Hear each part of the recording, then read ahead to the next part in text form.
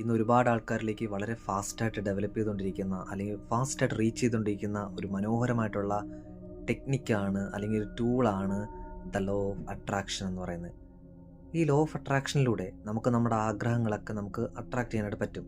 പലപ്പോഴും നിങ്ങൾ പല ടെക്നിക്കുകൾ യൂസ് ചെയ്ത് നിങ്ങളുടെ ആഗ്രഹങ്ങൾ സഫലമാക്കിയിട്ടുണ്ട്.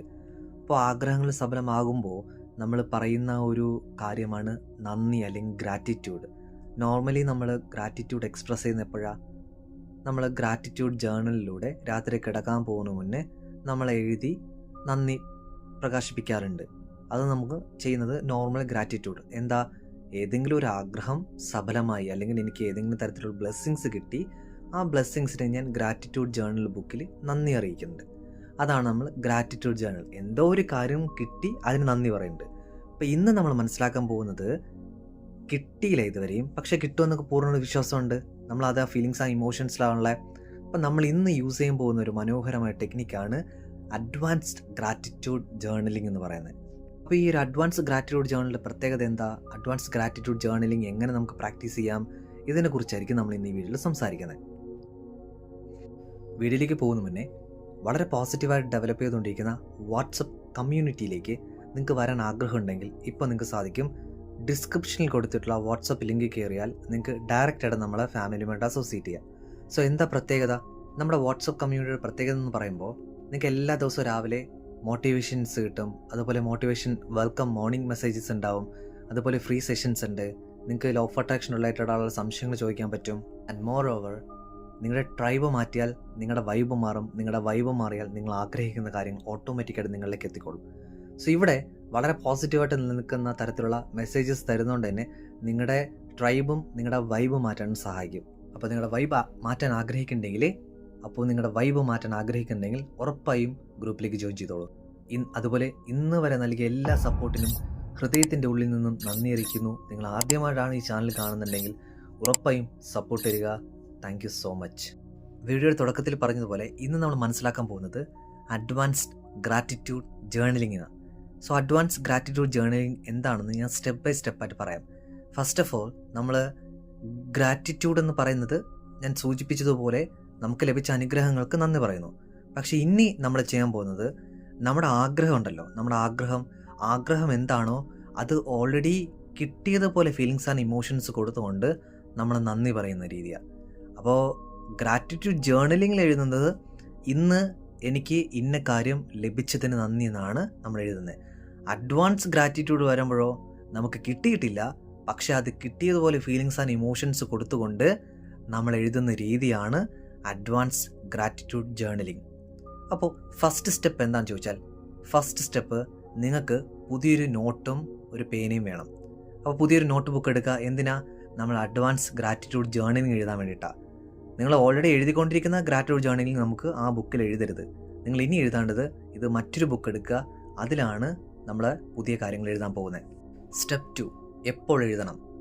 അപ്പോൾ എഴുതുന്ന രീതി നമുക്ക് 2 രീതിയിൽ എഴുതാം. ഒന്ന്, നിങ്ങൾ രാത്രി കിടക്കാൻ പോകുന്ന മുന്നേ ഗ്രാറ്റിറ്റ്യൂഡ് ജേർണലിംഗ് എഴുതുന്നതോടൊപ്പം തന്നെ നമുക്ക് എന്ത് ചെയ്യാം, അഡ്വാൻസ് ഗ്രാറ്റിറ്റ്യൂഡ് ജേർണലിംഗും ഈ പുതിയൊരു ബുക്കിൽ എഴുതാം.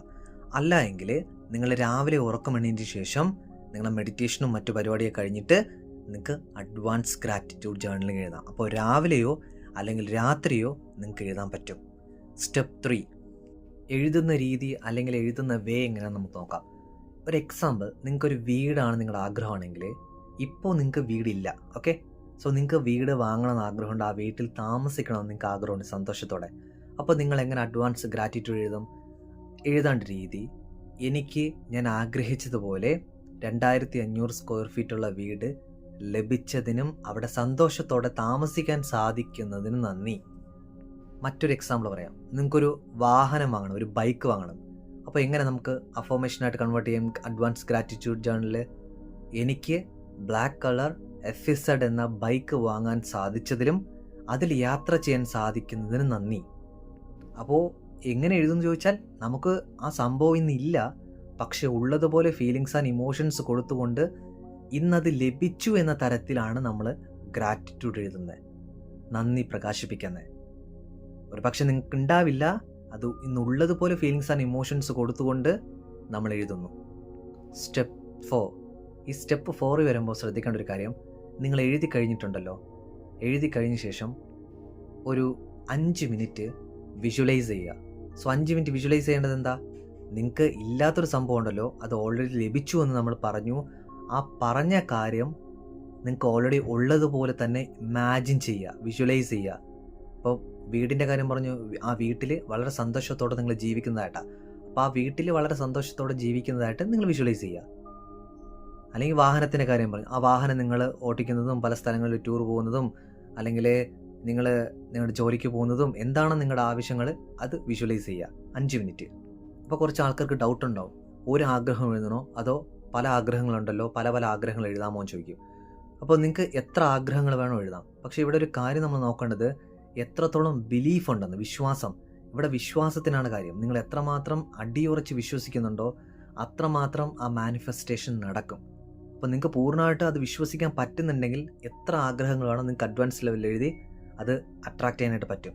ഇനി അങ്ങനെയല്ല, ബിലീഫ് സിസ്റ്റം കുറച്ചുകൂടെ വർദ്ധിപ്പിക്കണമെങ്കിൽ നിങ്ങൾ കുറേച്ച് ചെറിയ ചെറിയ കാര്യങ്ങൾ അഡ്വാൻസ് ലെവലിൽ എഴുതിയിട്ട് അത് അട്രാക്റ്റ് ചെയ്യൂ. അപ്പോൾ നിങ്ങളുടെ ബിലീഫ് സിസ്റ്റം കൂടും.